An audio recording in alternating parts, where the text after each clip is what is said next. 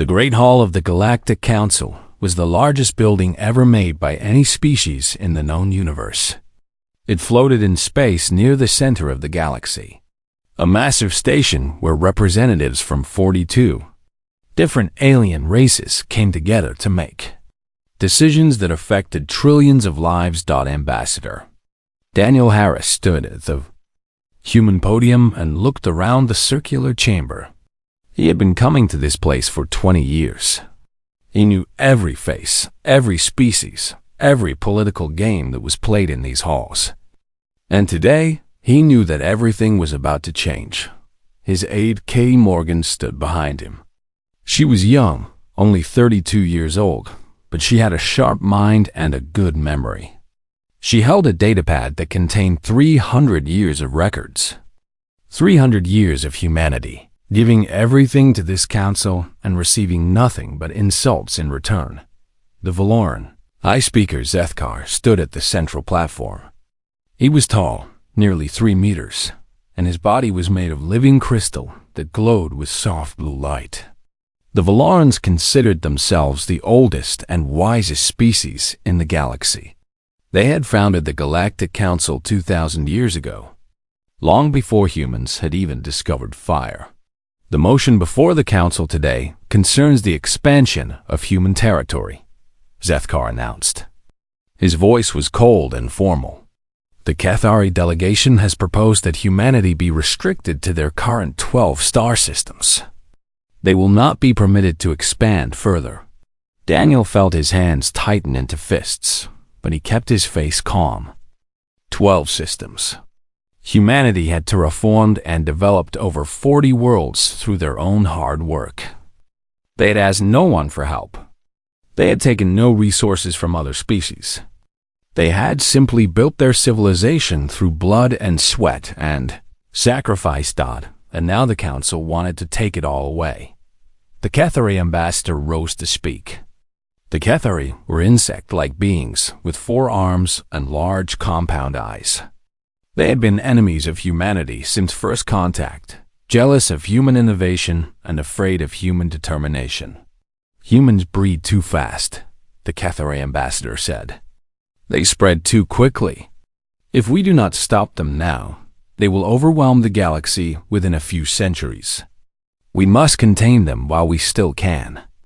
Daniel wanted to laugh at the absurdity. Humans had never attacked another species without cause. They had never stolen territory. They had never started a war of conquest. But facts did not matter in the Galactic Council. Fear and politics were all that mattered. The Malvani delegation seconded the motion. The Malvani were energy beings who lived inside artificial bodies. They owed their very existence to human engineers who had saved their dying sun 50 years ago. But gratitude, it seemed, had a short memory. One by one, the species voted. The Droweth abstained, as they always did when it came to human matters. They were ancient beings who preferred to watch rather than act. Every other species voted in favor of the restriction. 40 votes against humanity. 0 votes in support. Daniel looked around the chamber at the faces of beings his people had helped, protected, and saved countless times. He remembered the Battle of Valoran Prime, where human soldiers had died by the thousands defending crystalline cities from the swarm invasion. He remembered the plague ships that human doctors had sent to Cathari worlds when their people were dying. He remembered the engineering teams that had worked for decades to stabilize the Malvani sun. None of it mattered. Humanity was different, and different was dangerous. The motion passes, Zethkar announced with obvious satisfaction. Humanity is hereby restricted to their current 12 systems. Any attempt to expand beyond these boundaries will be considered an act of war against the Galactic Council. The chamber fell silent, waiting for the human response. Daniel took a deep breath and turned to Katie. "Send the signal to Earth," he said clearly. His voice carried across the chamber, picked up by every translator. "Invoke Protocol Omega." Katie nodded and tapped her datapad. Somewhere far away, on a small blue planet, that had given birth to the most stubborn species in the galaxy. A message arrived at the office of the President of United Earth. Zethkar leaned forward. "What is the meaning of this, Ambassador Harris? What is Protocol Omega?" Daniel straightened his uniform and faced the high speaker directly. He was not a tall man, and he was certainly not impressive compared to the towering crystal being before him. But in that moment, he spoke for 8 billion humans on Earth and another 12 billion scattered across the stars. "Protocol Omega is simple," Daniel said. "It is the recognition that humanity has no future in this council. For 300 years, we have given everything we have to this organization. We have fought your wars. We have cured your diseases. We have built your infrastructure. We have asked for nothing in return except the right to exist and grow." He paused and looked around the chamber. "And this is how you repay us. By trying to cage us like animals. By treating us as a threat to be contained rather than a partner to be valued." The Kethari ambassador clicked his mandibles nervously. "You cannot withdraw from the council. The treaties forbid it." Daniel smiled, but there was no warmth in it. "The treaties you speak of were signed under the promise of mutual respect and cooperation. You have violated that promise today. Therefore, humanity considers all treaties null and void." He stepped away from the podium and began walking toward the exit. Katie followed close behind. "Humanity formally withdraws from the Galactic Council," Daniel announced as he walked. "All trade agreements are terminated. All defense pacts are cancelled. All technological sharing arrangements are ended. You have made it clear that our presence is unwelcome. We will trouble you no longer." Chaos erupted in the chamber. Representatives shouted questions and demands. The Malvani delegation called for security to stop the human ambassador. The Valorans demanded that he return to his podium and explain himself. Daniel ignored them all. He walked through the great doors of the council chamber and did not look back. Outside, a human shuttle was waiting for him. Captain Stephen Park stood at attention as Daniel and Katie approached. "Sir, we received the Protocol Omega signal. All human personnel are evacuating the station." Daniel nodded. "Good. Take us home, Captain." As the shuttle lifted off and flew toward the human transport ship waiting in orbit, Daniel looked out the window at the massive council station. For 3 centuries, humanity had believed that cooperation and service would earn them respect. They had been wrong. Katie sat down beside him. "Do you think they understand what they have done, sir?" Daniel shook his head slowly. "Not yet. But they will. They have spent so long treating us as servants that they have forgotten how much they depend on us. When the pirates return to the shipping lanes and there are no human patrols to stop them, they will remember. When their machines break and there are no human engineers to fix them, they will remember. When the swarm comes back and there are no human soldiers to fight beside them, they will remember." He closed his eyes and leaned back in his seat. They wanted a galaxy without humans. Now they will discover what that looks like. 3 months had passed since humanity walked out of the Galactic Council, and the galaxy was already beginning to fall apart. Admiral Kevin Shaw stood on the bridge of the battleship Defender and watched as his fleet assembled for the final time in alien space. 47 battleships, 200 cruisers, countless support vessels. For 2 centuries, this fleet had patrolled the neutral zones, protecting trade routes and keeping the peace between species that could not stop fighting each other. Now, they were going home. All ships report ready for departure. Admiral, his first officer reported. Kevin nodded slowly. He was 58 years old and had spent his entire adult life serving in the peacekeeping fleet. He had fought pirates and slavers. He had stopped 3 wars before they could begin. He had saved millions of lives belonging to species that had never once thanked him for it. "Signal the fleet," he ordered. "We are leaving. Set course for human space." The great fleet turned as one and began moving toward the distant stars of human territory. Behind them, they left empty patrol routes and undefended shipping lanes. The pirates who had hidden in fear for generations suddenly found no one standing in their way. On Earth, President Marcus Cole addressed the unified human government. The chamber was packed with representatives from every human colony, all watching their leader with a mixture of hope and uncertainty. My fellow humans, Marcus began, 3 months ago, we made a choice. We chose to stop begging for acceptance from species that would never accept us. We chose to stop sacrificing our children in wars that were never our concern.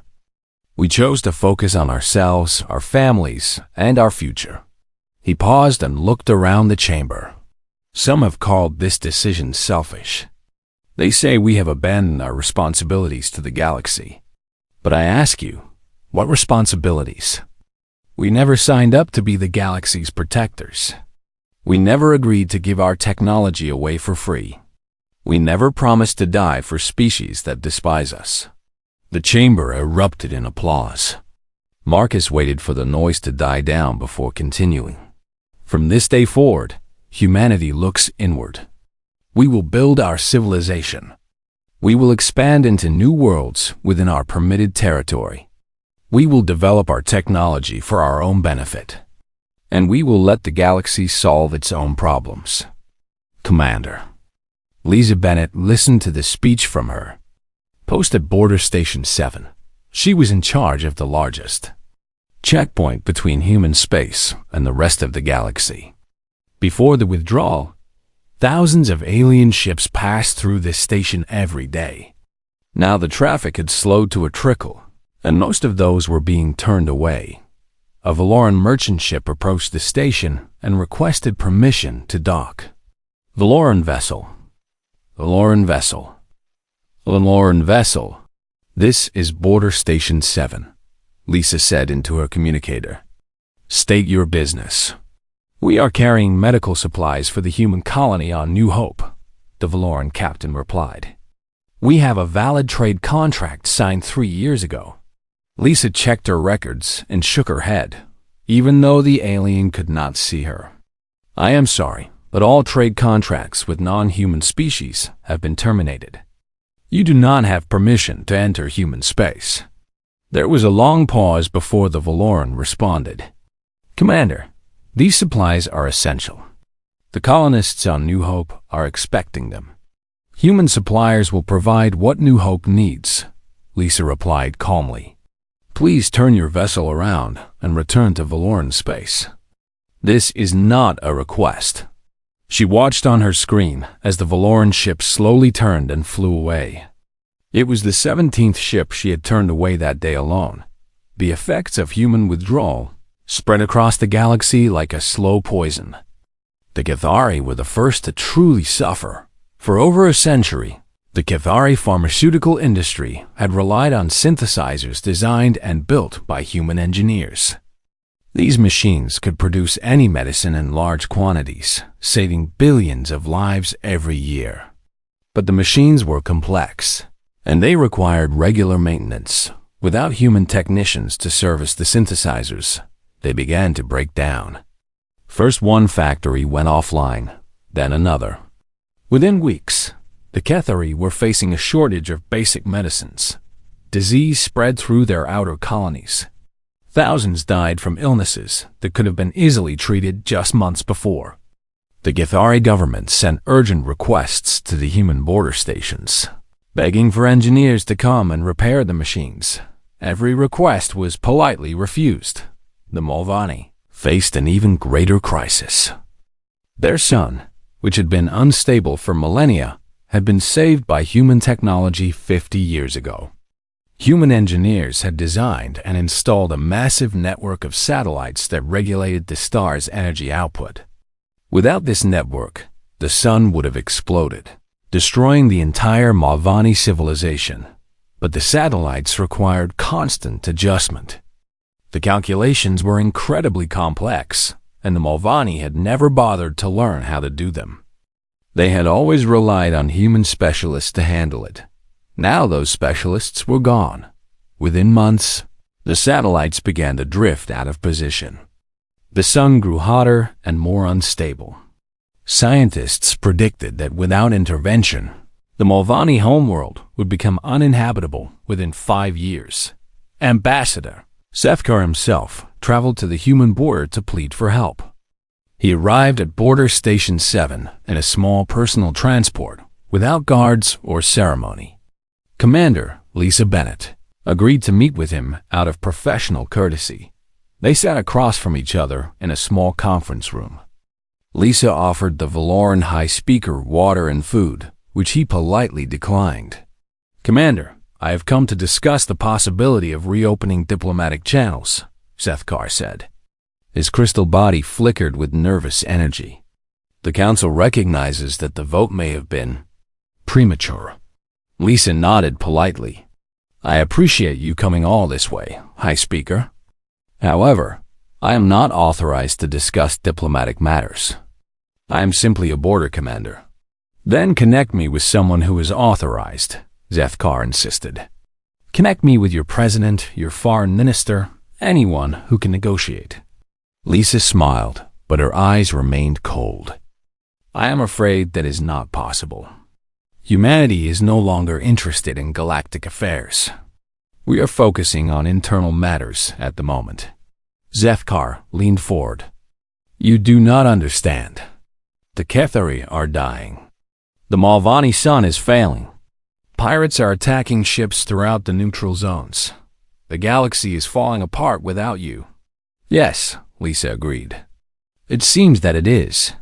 She stood and walked to the window that looked out over human space. A beautiful blue planet hung in the distance, one of the new colonies that humanity had built with their own hands. "For 300 years, we held the galaxy together. We asked for nothing except the right to grow and build our own future. And you tried to cage us like dangerous animals." She turned back to face the High Speaker. "Perhaps you should have considered the consequences before voting to restrict us. Now, if you will excuse me, I have duties to attend to. Safe travels back to Valoran space." Sefkar sat in silence for a long moment before rising to leave. At the door, he paused and looked back at the human commander. "You are making a mistake," he said quietly. "This isolation will not bring you peace. It will only breed more resentment." Lisa shook her head. "We are not isolated, High Speaker. We are simply done being used. There is a difference." She watched through the window as his ship departed, growing smaller and smaller until it disappeared into the darkness between stars. Then she returned to her duties, processing the endless stream of alien vessels that arrived every day begging for entry. Every single one was turned away. Humanity had closed its doors, and the galaxy was beginning to understand what that truly meant. 1 year had passed since humanity withdrew from the galaxy, and the Galactic Council met for what would be its final emergency session. The Great Hall that had once held representatives from 42 species now felt empty and hollow. Only 31 delegations had arrived. The others were too consumed by chaos at home to send anyone. Some species had already collapsed into civil war. Others were fighting for survival against threats they could no longer handle alone. The Dralith Observer, Kephos, floated at the center of the chamber. The Dralith were ancient beings of pure energy, older than any other species in the known galaxy. They had watched civilizations rise and fall for millions of years. They rarely spoke in council sessions, preferring to observe and record. But today, Kephos had asked for permission to address the assembly. "You stand now in the ruins of your own making," Kephos began. His voice was like distant thunder, echoing through the chamber. "For 3 centuries, you built your civilization on human foundations without ever acknowledging what you were doing." The remaining delegates listened in uncomfortable silence. Human ships patrolled your borders. Human doctors healed your sick.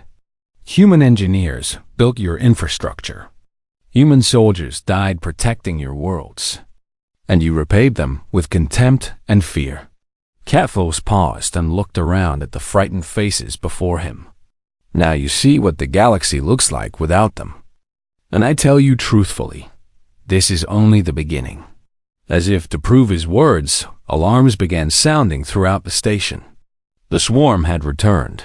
The swarm was a collective of biomechanical creatures that swept through the galaxy every few centuries, consuming everything in their path. The last invasion had been stopped only through human military genius and human sacrifice. Millions of human soldiers had died holding the line while other species evacuated their worlds. Now the swarm was back, and there were no humans to fight them. Captain Nathan Pierce commanded the human monitoring station at the edge of human space. His job was simple: watch everything that happened in the galaxy and report back to Earth. He was not allowed to intervene. No matter what he saw, he watched on his screens as the swarm fleet emerged from dark space and began attacking the outer colonies of the former Council species. The Valoran Defense Fleet engaged them first and was destroyed within hours. The Cathari military lasted slightly longer but was eventually overwhelmed. Nathan's communications officer turned to him with a pale face. "Sir, we are receiving distress calls from the Valoran homeworld. They are requesting any available assistance." Nathan closed his eyes for a moment. He had friends among the Valorans. He had fought beside them during the last swarm invasion. Part of him wanted nothing more than to order his ships forward and help them, but his orders were clear. "Log the distress calls and forward them to Earth Command," he said quietly.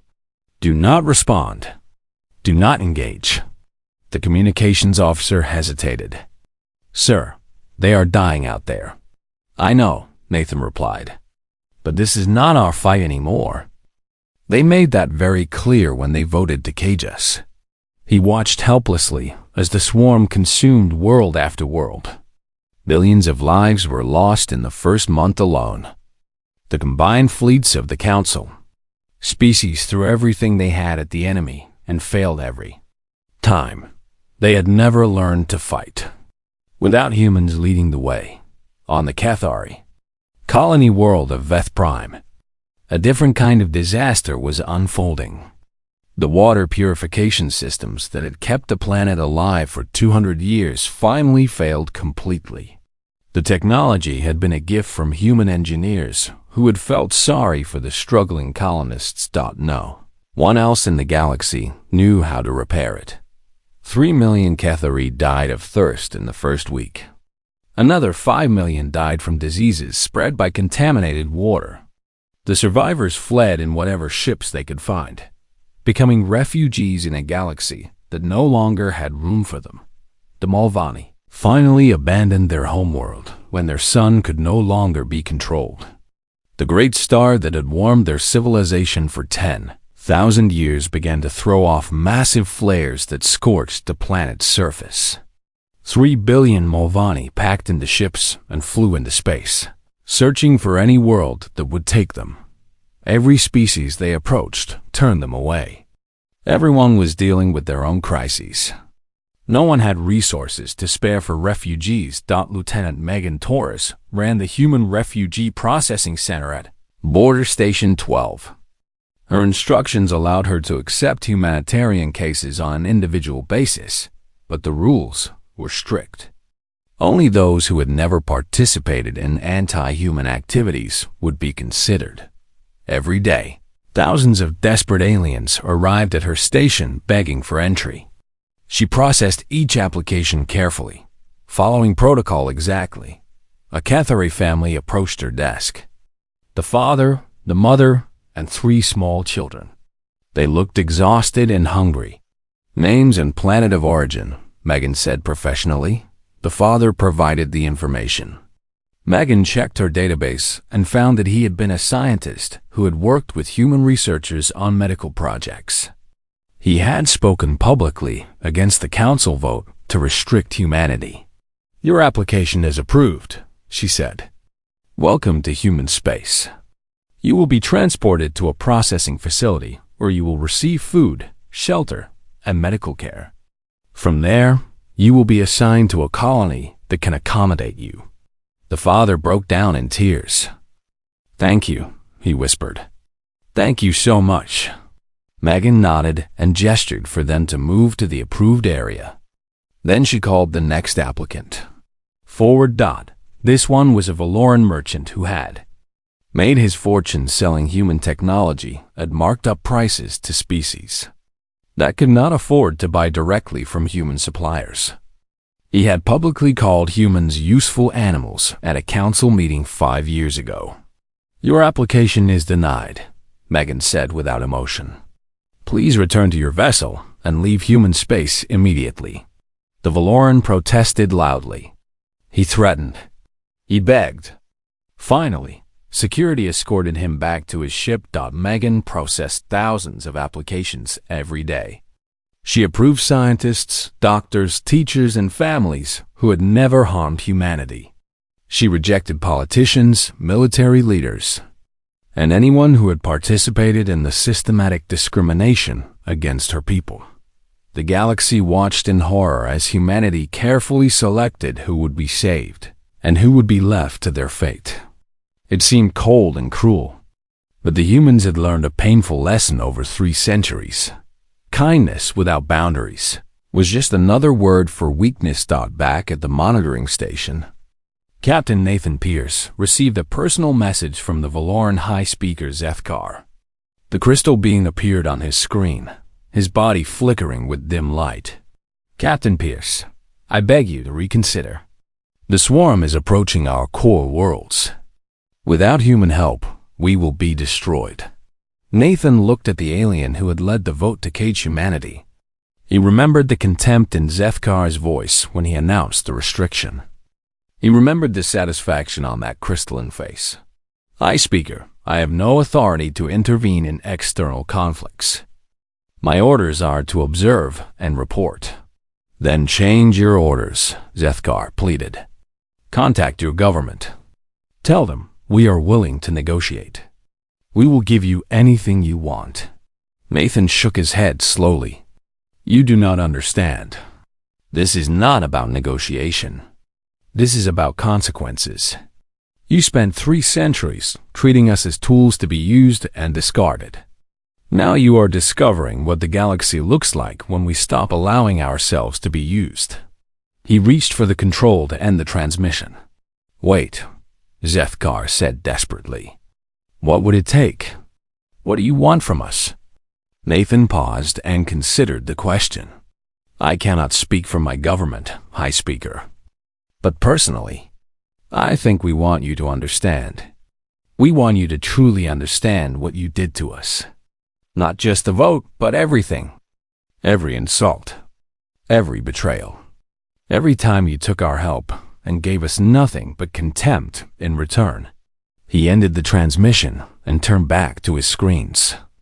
The swarm was getting closer to Valoran space every day. And humanity simply watched. 2 years had passed since humanity withdrew from galactic affairs. And the civilization that had stood for 2,000 years had finally shattered into pieces. The Galactic Council, officially disbanded after its last session, ended in a physical fight between the Cathari and Malvani delegations. The Great Hall that had witnessed countless historic moments was abandoned, its lights going dark for the first time in 2 millennia. The species that had once called themselves the Masters of the Galaxy now fought each other for scraps. Trade networks collapsed. Alliances crumbled. Old enemies remembered old hatreds and began settling old scores. Admiral Kevin Shaw stood on the bridge of the human flagship Unity and looked out at the peaceful stars of human space. His fleet remained ready for any threat, but no threats came. The chaos of the galaxy seemed to stop at the human border, as if afraid to cross into territory where order still existed. "Status report," he ordered. "All quiet on all borders." "Admiral," his first officer responded. "We have detected increased swarm activity in former Valoran territory, but they are not approaching human space." Kevin nodded.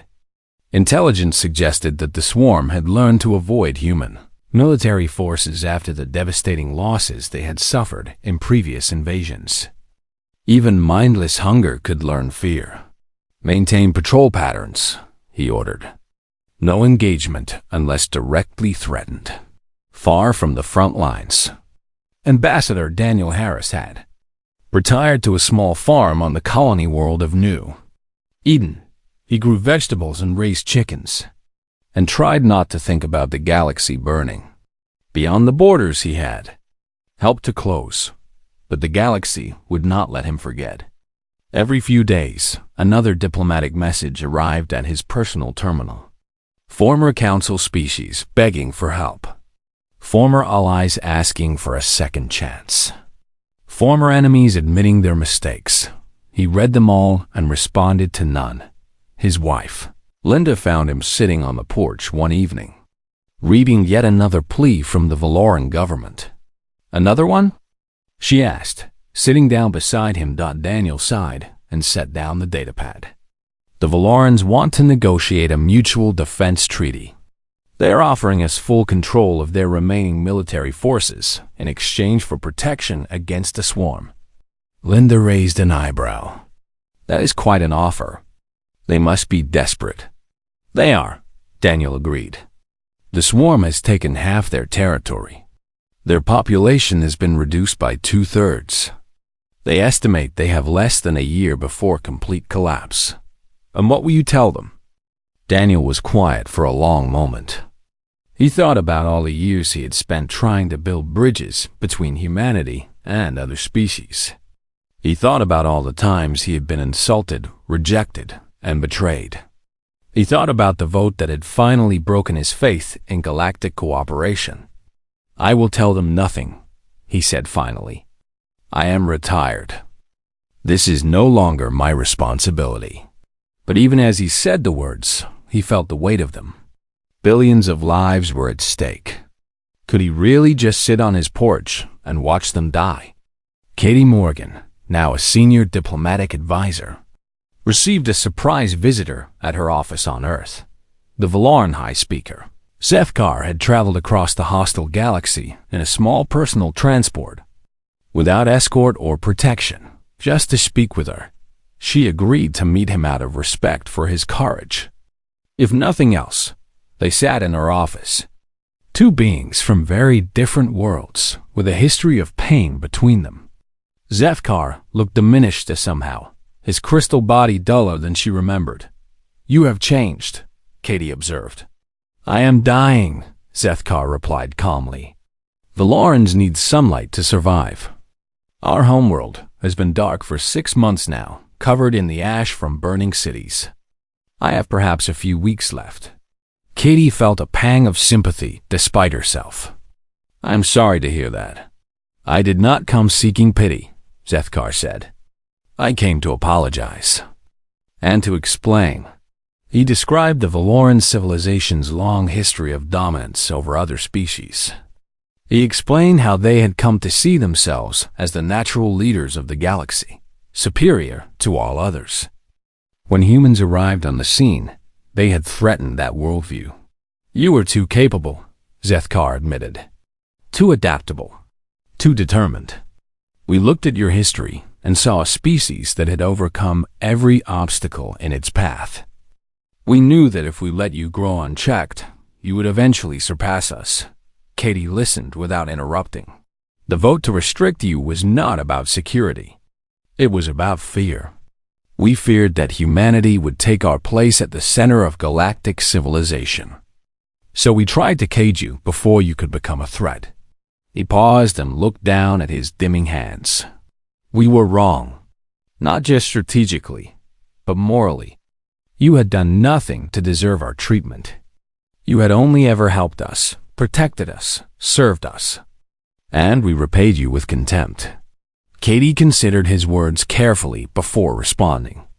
She thought about Ambassador Harris and what he had taught her about diplomacy. She thought about the principle he had always emphasized.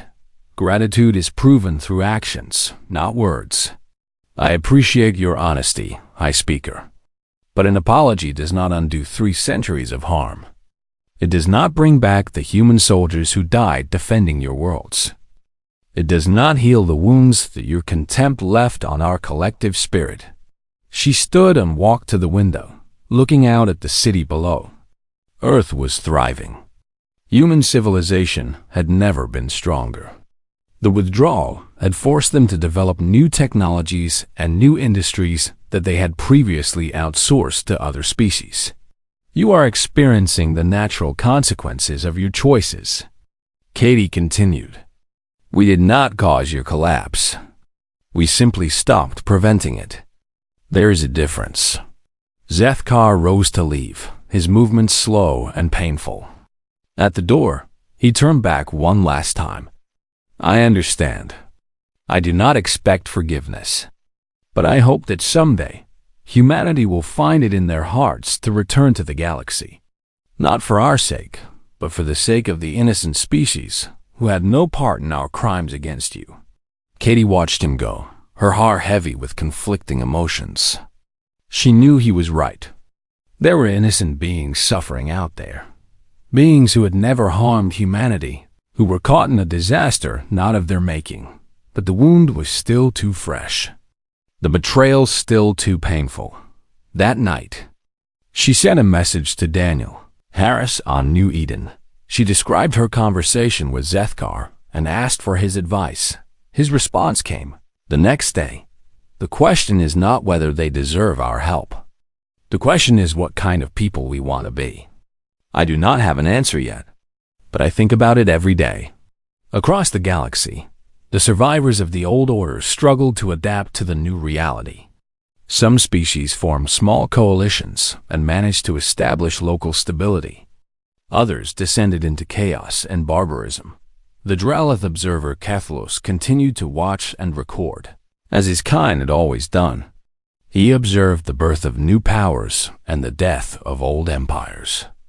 He watched humanity thrive in isolation while the galaxy burned, and he waited because the Drellith had seen this pattern before in civilizations long dead and forgotten.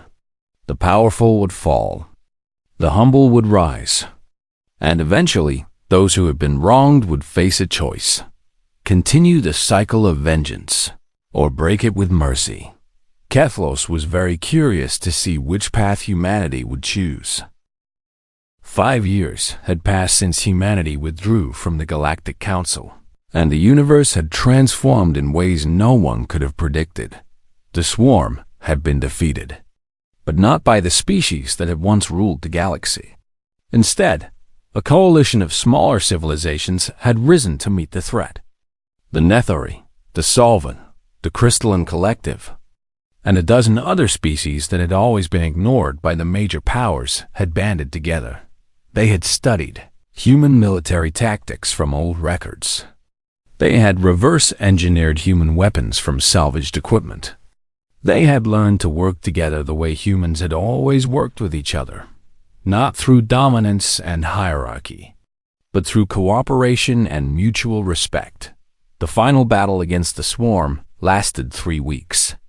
When it was over, the biomechanical horrors retreated into dark space, broken and scattered. The small species who had been overlooked for 2,000 years had saved the galaxy. President Scott Palmer sat in his office on Earth and read the reports from across the stars. The old powers were gone or reduced to shadows of their former selves. The Kethari Empire had fractured into a dozen smaller nations, each struggling to survive. The Malvani had found refuge on a harsh desert world at the edge of the galaxy and were slowly rebuilding from nothing. The Valorans had retreated to their 3 remaining core worlds, their population reduced to barely 1 billion. A new era had begun. Scott called a meeting of his senior advisors to discuss humanity's future. The question before them was simple. What now? We have 2 options, his foreign minister explained. We can continue our isolation and focus on internal development, or we can re-engage with the galaxy on new terms. Scott considered both paths. Isolation had served humanity well. Their civilization had never been stronger. Their technology had advanced by leaps and bounds without being shared with ungrateful aliens. Their people were happy and prosperous, but something was missing. Scott could see it in the eyes of the young people who had grown up during the isolation years. They longed for something more than safety and comfort. They wanted purpose. They wanted to be part of something larger than themselves. "We will re-engage," Scott announced, "but not as servants or protectors. We will offer partnership to those who want it, nothing more and nothing less. Any species that wishes to work with humanity must do so as equals, with mutual respect and mutual benefit." The announcement sent shockwaves across the galaxy. Species that had suffered under the old council saw hope for the first time in years. Species that had benefited from human exploitation saw an opportunity to rebuild their relationships. The Dralith Observer, Kethlos, was the first to arrive at the new human diplomatic station orbiting Earth.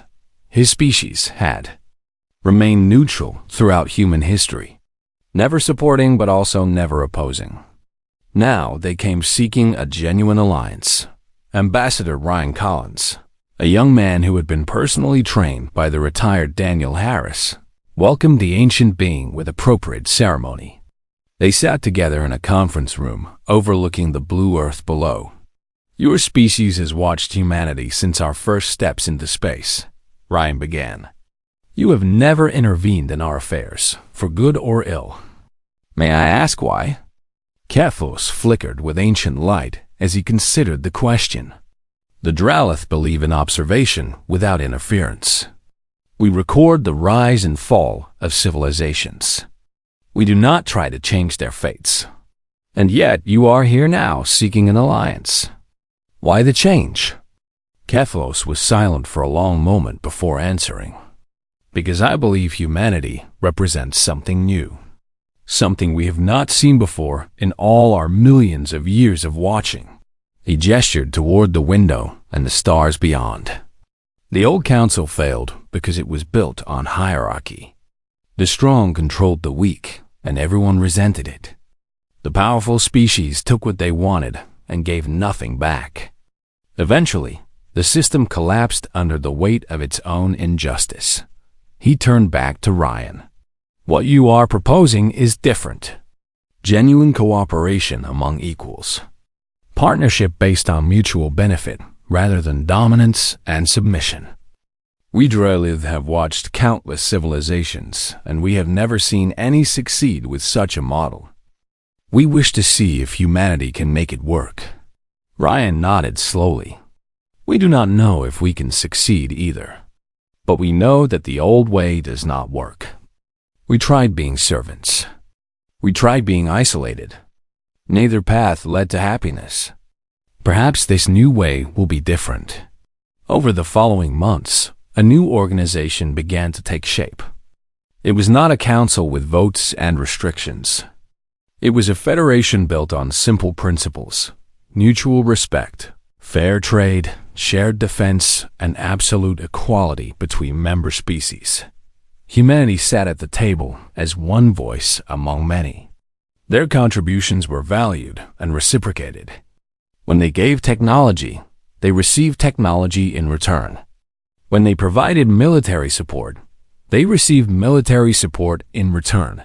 Captain Nathan Pierce, who had spent years watching the galaxy burn from his monitoring station, now commanded the first joint human Dralith patrol fleet. His ships flew alongside vessels from a dozen different species, all working together to protect trade routes and keep the peace. Lieutenant Megan Torres, who had processed thousands of refugee applications during the dark years, now helped establish resettlement programs across Federation territory. Millions of displaced beings from the old Council species found new homes and new opportunities. Admiral Kevin Shaw, old and tired after decades of service, took on one final mission: training officers from other species in the tactics and strategies that had made human forces so effective. He found that teaching was more satisfying than fighting. He found that building others up brought more joy than tearing them down.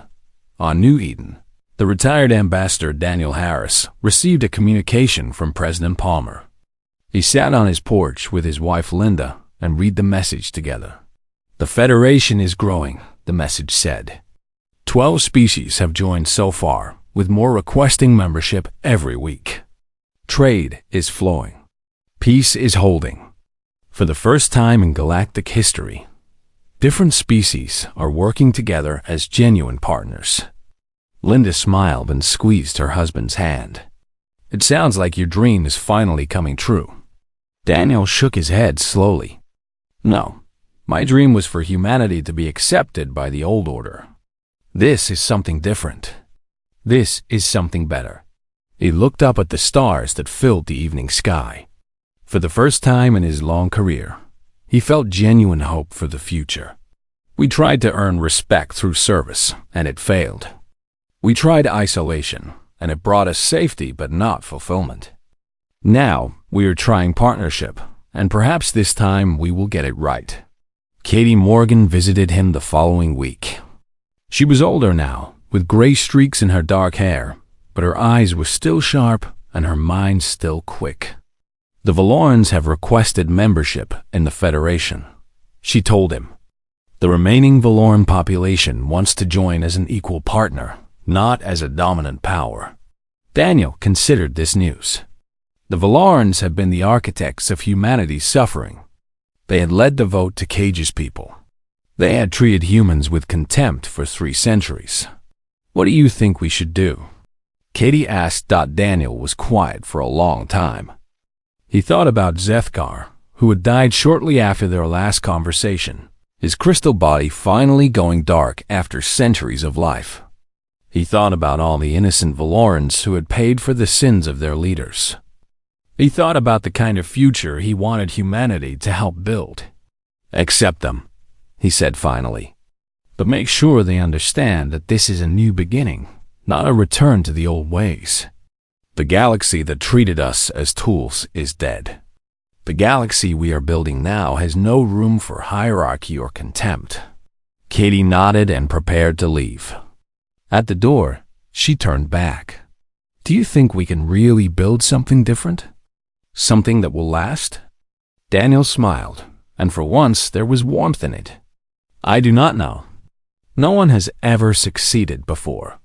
But that is what makes humanity special, is it not? We try things that have never been done. We build things that have never existed. We refuse to accept that the future must be like the past." He stood and walked to the edge of his porch, looking up at the stars that humanity had once reached toward with such hope. "The galaxy will never forget the lesson it learned from us, and we will never again accept anything less than the respect we deserve. That is enough for now. The rest we will figure out as we go."